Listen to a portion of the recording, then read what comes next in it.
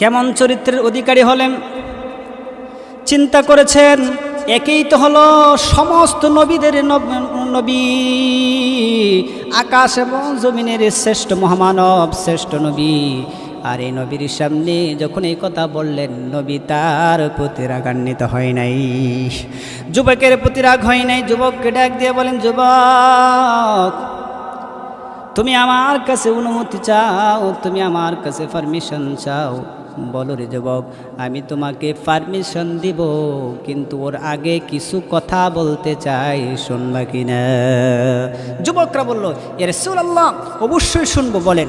আমার আপনার নবী ডাক দিয়ে বলেন, এ যুবক, এই পৃথিবীতে যত মহিলা দেখো, যত নারী দেখো, এমন কোনো নারী নাই, এমন কোনো মহিলা নাই যেই মহিলাকে আল্লাহ তাআলা 4 ভাগে বিভক্ত করে দেয় নাই।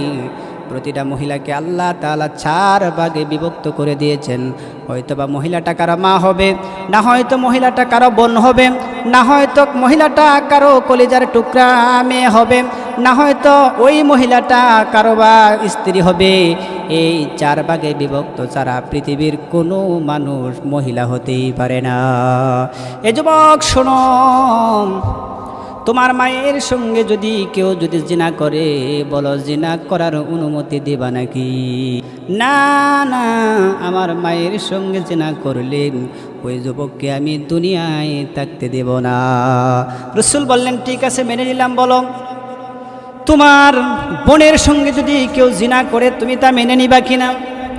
যুবক বললেন, ইয়া রাসূলুল্লাহ, না, আমার কলিজা মানাইতে পারবো না, কারণ আমার আদরের বোনের সঙ্গে কেউ যদি জিনা করে, আমি তার সহ্য করতে পারবো না। রাসূল বললেন, ঠিক আছে, তোমার মায়ের সঙ্গে জিনা করার অনুমতি নাই, তোমার বোনের সঙ্গে জিনা করার অনুমতি নাই। এবার বলো, যদি তোমার কলিজার টুকরা হৃদয়ের ইংরানু সন্তান, তোমার কলিজার টুকরা মেয়ের সঙ্গে যদি জিনা করে দর্শিত হয়, বলো তুমি তা মেনে নেবে কিনা? যুবক বলেন, ইয়া রাসূলুল্লাহ, না না, অসম্ভব, আমি মেনে নিতে পারি না, বরং তাকে দুনিয়ায় বাঁচতে দেব না। রাসূল বললেন, ঠিক আছে, তোমার মায়ের সঙ্গে জিনা করার অনুমতি দিবে না, সহ্য করতে পারবে না। তোমার বোনের সঙ্গে জিনা করলে তাও তুমি সহ্য করতে পারবে না, তোমার কলিজার টুকরা মেয়ের সঙ্গে জিনা করলেও সহ্য করতে পারবে না। এবার বলো রে যুবক, তোমার স্ত্রীর সঙ্গে যদি কেউ জিনা করে, কেউ যদি তোমার স্ত্রী যদি দর্শিত হয়, বলো তোমার কেমন লাগবে?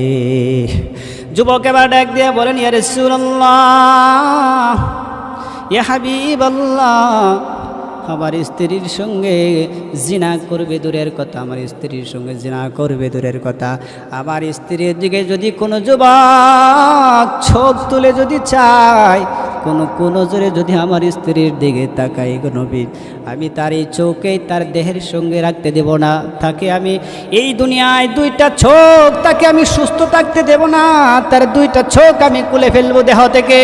রাসূল বললেন, ঠিক আছে, এবার বলো রে যুবক, তুমি যেই নারীর সঙ্গে দর্শন করবে রে যুবক, তোমার 4 প্রকার মানুষের সাথে দর্শিত হলে তোমার যেমন হৃদয় আঘাত লাগবে রে যুবক, বলো যুবক, তুমি যেই নারীর সঙ্গে দর্শন করবে, বলো ওই মহিলাটাও তো কারো না কারো মা, না হয়তো কারো বোন, না হয়তো কারো সন্তান, না হয়তো কারো স্ত্রী, ঠিক না বলেন? এবার যুবক ডাক দিয়ে বলেন, ইয়া রাসূলুল্লাহ, হুজুর, জীবনে অনেক নেতার কাছে গিয়েছি, অনেক নেতার সোহবত নিয়েছি গো নবী, কিন্তু আপনার মতো এই নম্র চরিত্রের এমন মানুষ আর পৃথিবীতে কাউকে আমি খুঁজে পাই না। হায় দিয়ে কেউ বাইকা, ইয়া রাসূলুল্লাহ, নবী আপনার হাতটা বাড়ায়া দেন, আর আমাদেরকে কালেমা পড়াইয়া মুসলমান বানায়া দেন। আমার আপনার নবী তাকে কালেমা পড়াইয়া দিলেন। ওই যুবকগুলা, সব যুবকগুলা একসাথে কালেমা পড়লেন, আশহাদু আল্লা ইলাহা ইল্লাল্লাহু ওয়া আশহাদু আন্না মুহাম্মাদান আবদুহু ওয়া রাসূলুহু বললেন। এবার যুবক ডাক দিয়ে বলেন, ইয়া রাসূলুল্লাহ, আমরা কালেমা পড়েছি, আপনার হাতের সাথে হাত রেখে ওয়াদা করতেছি রাসূল, আমি তো জিনার অনুমতি চেয়েছিলাম, আর আপনার হাতের সাথে হাত লাগায় ওয়াদা করতেছি আমি জীবনে জিনা করব দূরের কথা, আর এই জিনা নামক এই ফাহশা কোনো নারীর দিকে চোখ তুলে তাকাবো না। এমন নন্ম চরিত্রের নবীজি ছিলেন। শুধু তাই নয়, নবীর বর্ণনা শুনেন। আমার আপনার নবী এত পাওয়ারফুল ক্ষমতা থাকার সত্ত্বেও যে নবীজির প্রতিটা বাহুর মধ্যে, প্রতিটা হাতের মধ্যে 100 তরুতাজা যুবকের শক্তি ছিলেন, এত পাওয়ারফুল শক্তি থাকার সত্ত্বেও আল্লাহর নবী যখন সমতল ভূমির দিকে যখন হাঁটতেন, এমনভাবে হাঁটাচলা করতেন মনে হয় যেন একটি মানুষ যেমন পাহাড় থেকে নিচের দিকে নামলে যেমন সতর্ক সহিত মাথা নিচু করে হাঁটে, আমার আপনার নবী মুহাম্মদুর রাসূলুল্লাহ যখন সমতল ভূমি সমান জমিনের মধ্যে যখন হাঁটা চলা করতেন, আমার নবী এমন সতর্ক, এমন নন্ম আস্তে করে তিনি হাঁটতেন। সুবহানাল্লাহ। এই জন্য আল্লাহ তাআলা মুমিনের 2 নম্বর কোয়ালিটি বর্ণনা করেন, ইয়ামশুনা আলাল আরদি হাওনা। যারা রহমানের বান্দা হবে তাদের চরিত্র হবে নন্ম, তারা কখনো অহংকারী হবে না। কারণ অহংকারী তো কোনো ভালো মানুষ হতে পারে না। অহংকারী হয়তো ফেরাউনের গোষ্ঠী, অহংকারী হয়তো এই জমিনের স্বৈরাচার। কথা বলেন ঠিক কিনা? কারণ অহংকারীরা মনে করে যে আমাদের কোনো ক্ষমতা কখনো শেষ হবে না, আমাদের শক্তি কখনো ফুরাবে না।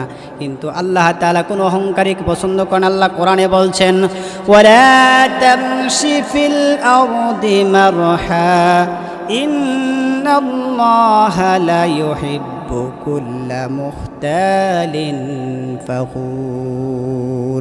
আল্লাহ বলছেন যে লা তামশি ফিল আরদি মারহা, আমি আল্লাহ তাআলা কোনো অহংকারী এই পৃথিবীতে যারা গর্ব করে বিচরণ করে, মানে অহংকার করে জমিনে পা ফেলে, তারা ইচ্ছা করলে আমার জমিনটাকে পাঠিয়ে দিতে পারবে না, বরং তারা অহংকার করে জমিনে পা রাখলে বরং তাদের পা পেটে রক্ত বের হবে। কথা বলেন ঠিক কিনা?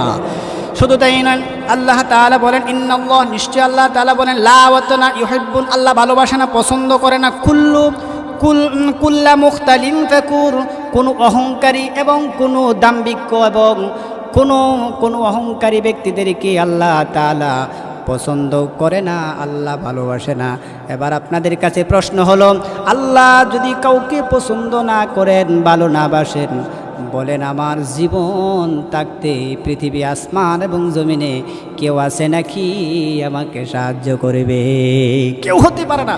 এই জন্য বাবারা অহংকার করব না, কারণ অহংকার আল্লাহর চাদর, আমরা আল্লাহ তাআলার চাদর নিয়ে টানাটানি করব না।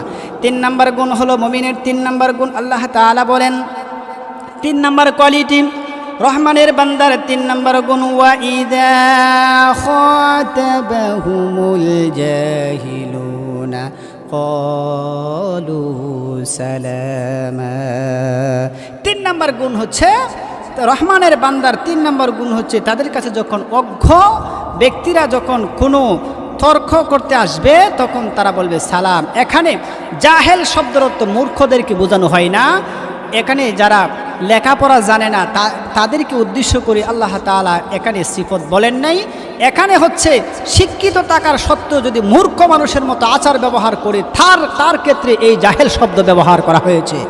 আর তারা যখন, মোট কথা হচ্ছে এখানে অশ্লীল ভাষা যখন গালিগালাজ করে, সমাজে অনেক শিক্ষিত মানুষ আছে, শিক্ষিত শয়তান আছে, দেখবেন তাদের আচার ব্যবহার, তাদের মুখের ভাষা এত নিম্নগামী, এত খারাপ, যা শোনার মতো কোনো অপশন থাকে না। ওরাই হচ্ছে ওই জাহেল।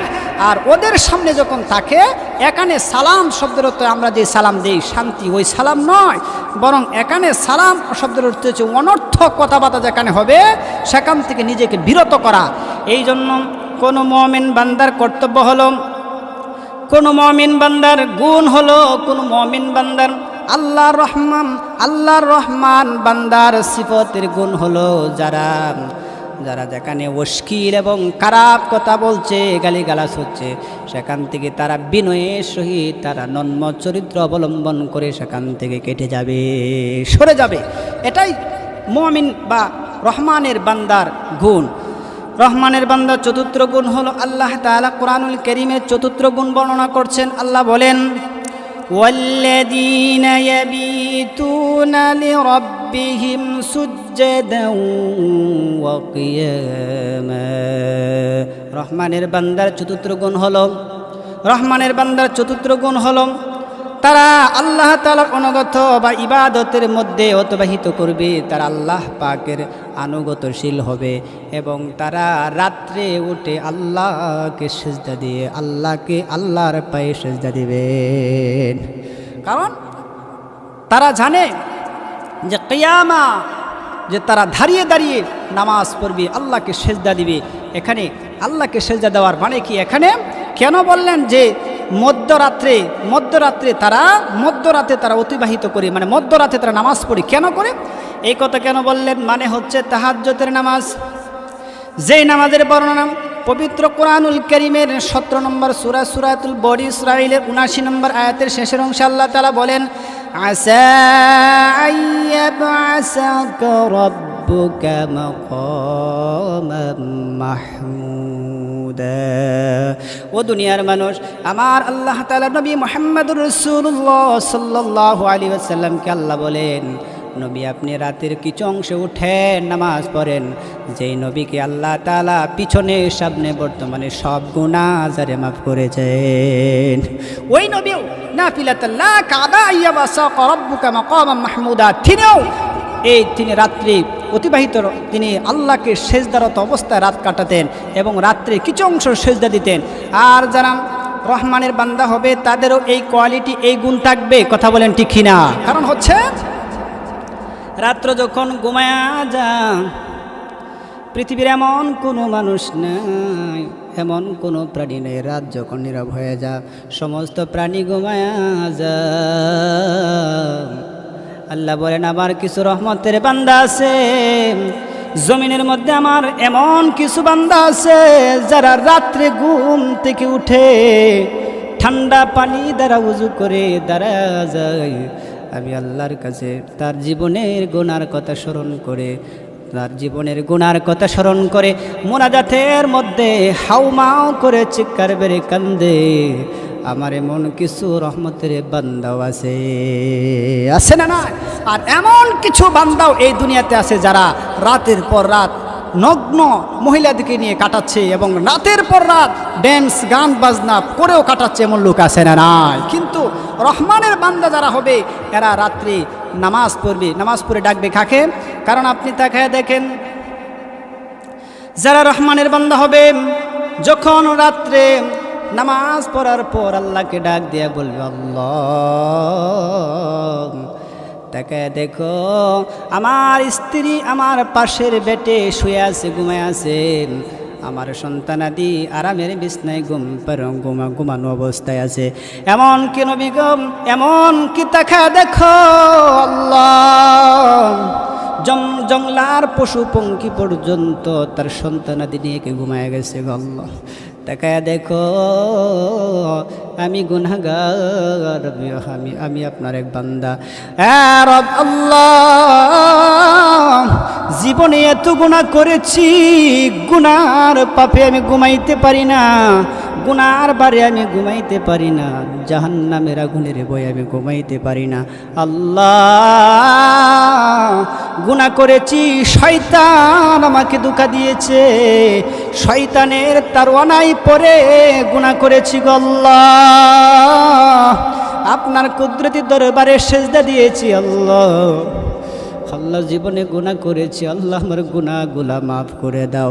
আমার আল্লাহ তাআলা নবীকে জানায়া দিলেন, নবী জানায়া দেন আমার যেই বান্দাগুলা রাত্রে যখন আমাকে ডাকে, চোখের পানিগুলা যখন ছেড়ে দেয়, নিজের জীবনের গুনার কথা যখন স্মরণ করে লজ্জিত অবস্থায় দুইটা হাত বাড়াইয়া দেয়, আমি আল্লাহ আমার বান্দার চোখের পানি দেখলে আমি আল্লাহ সহ্য করতে পারি না। আমি আল্লাহ বান্দা যখন চোখের পানি ছেড়ে যখন গুনার কথা স্মরণ করে চোখ থেকে পানিগুলা বের করে দেয়, আমি আল্লাহ আমার বান্দার চোখের পানি দেখে ডাকতে থাকি, বান্দা ও আমার বান্দার কাঁদবি না।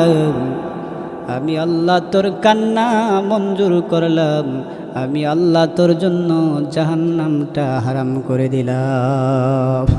ও দুনিয়ার মানুষ শোনো, তোমার এই রবকে ডাকার দরকার আছে না নাই? এই পৃথিবীতে যদি আপনি অন্যায় করেন, কেউ আপনাকে ডেকে ডেকে বলবে না যে আসো তোমাকে ক্ষমা করে দেই, কিন্তু তোমার রব তোমার আল্লাহ রাত্র যখন গভীর হয়ে যা ওই সমস্ত বান্দাদেরকে ডাকে, রে বান্দা যারা গুনাহ করে জীবন বরবাদ করেছ, উঠো, আমি আল্লাহ রে আল্লাহ বলে ডাক দাও, আমি আল্লাহরে স্বীকার করো। দুনিয়ার কেউ জানবে না, আমি আল্লাহ তোর পিছনের গুনাহগুলো আমি সব মাফ করে দেব। শুধু মাফই নয়, কোরআনুল কারীমে আল্লাহ তাআলা বলেন, পবিত্র কোরআনের 25 নম্বর সূরা সূরাতুল ফুরকানের 70 নম্বর আয়াতে আল্লাহ তাআলা বলেন, ফাউলাইকা ইউবাদদিলুল্লাহু সাইয়্যাতিহিম হাসানা ওয়া কানাল্লাহু গফুরুর রহিমা।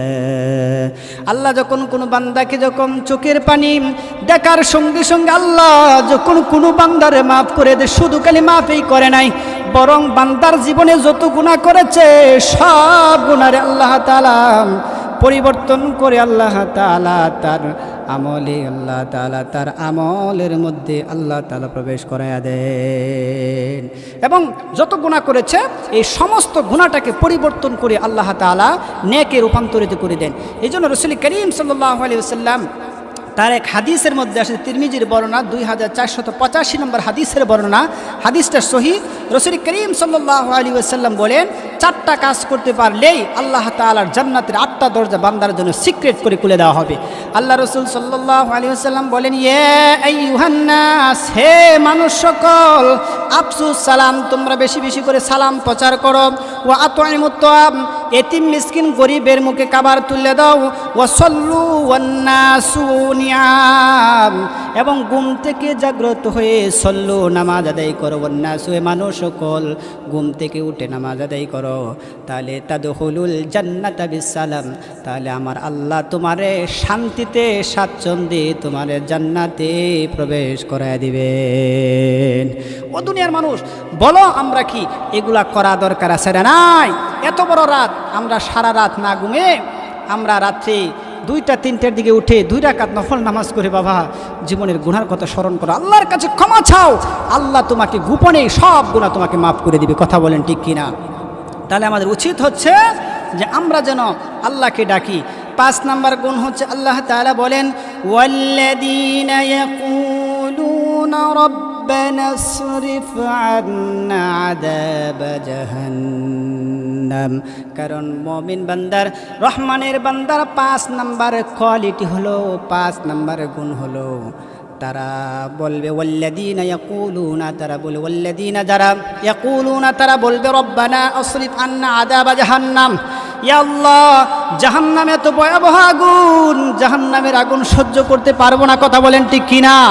দুনিয়ার এমন কোনো শক্তিশালী পুরুষ নারী হতে পারে না, এমন কি কোনো জিন জাতীয় হতে পারে না জাহান্নামের 1 মিনিটের আগুন সহ্য করবে, এমন কোনো প্রাণীর শক্তি হতে পারে না। এই জন্য যারা রহমানের বান্দা হবে তাদের মনে এই ভয় থাকবে, আল্লাহ জানি আমাদের কি নাকি জাহান্নাম দিয়ে দেয়, আমাদের কোন পাপের কারণে না তিনি আমাদের প্রতি অসন্তুষ্ট হয়ে জাহান্নাম দিয়ে দেয়। হে আল্লাহ, তাদের একটি প্রার্থনাই হবে, আল্লাহ তুমি আমাদেরকে জাহান্নাম থেকে বাঁচায় দাও। কারণ আমরা জানি, আমরা দেখেছি আগুনের সিফত হচ্ছে, আগুনের গুণ হচ্ছে, দুনিয়াবি যে আগুন আছে আগুনের গুণ হলো, যদি তোমার শরীরে যদি আগুন তোমাকে স্পর্শ করে, তোমার শরীরে লোমকূপ পড়বে, তারপর চামড়া পড়বে, তারপর মাংসগুলা গলে গলে পড়বে, তারপর হাড্ডির মধ্যে আগুন ধরবে। কিন্তু জাহান্নামের আগুন এত ভয়াবহ আগুন, আমার আপনার নবী মুহাম্মদুর রাসূলুল্লাহ সাল্লাল্লাহু আলাইহি ওয়াসাল্লাম বলেন, জাহান্নামের আগুনটা এত ভয়াবহ হবে, এত পাওয়ারফুল হবে, এত ক্ষমতাশীল হবে, যে আগুন তোমার শরীরে স্পর্শ করার সঙ্গে সঙ্গে তোমার পেটের ভিতরে নারী বুড়িগুলা পর্যন্ত আগুনের উত্তাপ্ত তাপের কারণে পিছনের দরজা দিয়ে বের হয়ে যাবে। ও জাহান, ও মুসলমান, ও মুসলমানবাসী, ও মুসলমান ভাই বোনেরা আমার, ও এই এলাকার মুসল্লি কেরাম শোনেন, যারা আমার আলোচনা শুনছেন, মুন্সিগঞ্জের মানুষগুলা যারা আপনারা আমার আলোচনা শুনছেন, বলেন ওই জাহান্নাম থেকে বাঁচা দরকার আছে না নাই? জাহান্নাম থেকে যদি আমরা বাঁচতে চাই, জাহান্নাম থেকে যদি আমরা বাঁচতে চাই, তাহলে অবশ্যই অবশ্যই এই জাহান্নামের শাস্তি থেকে বাঁচতে গেলে আল্লাহ পাকের হুকুম পালন করা দরকার আছে না নাই? এই জন্য জাহান্নামের কোয়ালিটি এবং জাহান্নামের গুণ বর্ণনা করতে গিয়ে অনেক লম্বা আলোচনা। ইনশাআল্লাহ আল্লাহ তাআলা যদি আমাকে সময় সাপেক্ষে আরও কোনো দিন আপনাদের সাথে সাক্ষাৎ হওয়ার সুযোগ হয়, ইনশাআল্লাহ জাহান্নামের বিস্তারিত আলোচনা করব। আল্লাহ তাআলা আমাদেরকে তৌফিক দান করুক।